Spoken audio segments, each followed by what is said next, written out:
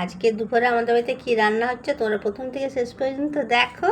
আর আমার দেখো সরষের তেলটা গরম হয়ে গেছে, ওর মধ্যে আমি হলুদ গুঁড়ো দিয়ে দিলাম, তাহলে ডিমগুলো ভাজতে গেলে ভীষণ ফাটে গো টুকটাক করে, আর গায়ে ছিটিয়ে আসে তেলটা।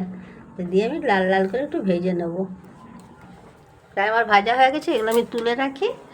আর এই তেলের মধ্যে আমি ফোড়নে দিলাম শুধু তেজপাতা, আজকে লঙ্কা টঙ্কা কিচ্ছু দেবো না। আলুগুলো আমি কেটে রেখেছিলাম ধুয়ে টুয়ে, এগুলো আমি দিয়ে দিলাম।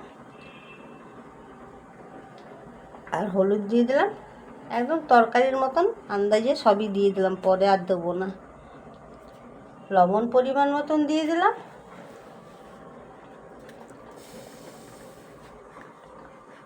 হাতের সামনে কটা পেঁয়াজ কুচানো ছিল, তাকেও দিয়ে দিলাম, পারতে পারতে এটা রয়ে গেছিলো, আমি এটা দিয়ে দিলাম। বেটে রাখা মশলা, জিরে, ধনে, পেঁয়াজ, রসুন, আদা, ওপর থেকে শুকনো লঙ্কার গুঁড়ো দিয়ে দিলাম। যেহেতু শুকনো লঙ্কার গুঁড়োটা দিয়েছি, তাই আমি অল্প একটু জল দিয়ে দিলাম মশলাটা কষানোর জন্য। নাড়াচাড়া করে ভালো করে মশলাটা কষে নিই।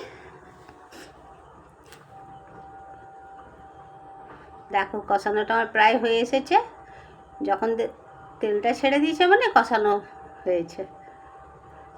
তো আমি কটা কাঁচা লঙ্কা দিয়ে দিলাম।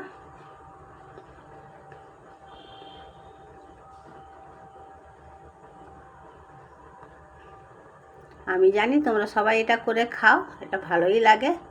আজকে আমাদের বাড়িতে হচ্ছে তাই আমি তোমাদেরকে দেখাচ্ছি। আমি জল ঢেলে দিলাম পরিমাণ মতন, যতটুকু আমি ঝোল রাখবো, আর আলুটাও যাতে সিদ্ধ হয়ে যায় সেইটুকুই দিলাম। তখন ঝোলটা টকবক করে ফুটে গেছে। ডিমগুলো আমি ভেজে রেখেছিলাম দিয়ে দিলাম এর মধ্যে। এবার একটুখানি ঢেকে দেবো।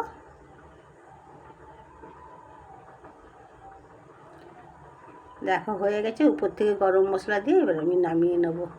যদি তোমাদের ভালো লাগে তাহলে লাইক শেয়ার কমেন্ট, আর ইউটিউব চ্যানেলটা একটু সাবস্ক্রাইব করে নিও। আর আমার পাশে তোমরা এইভাবে থেকো, আর তোমরা ভালো থেকো, সুস্থ থেকো।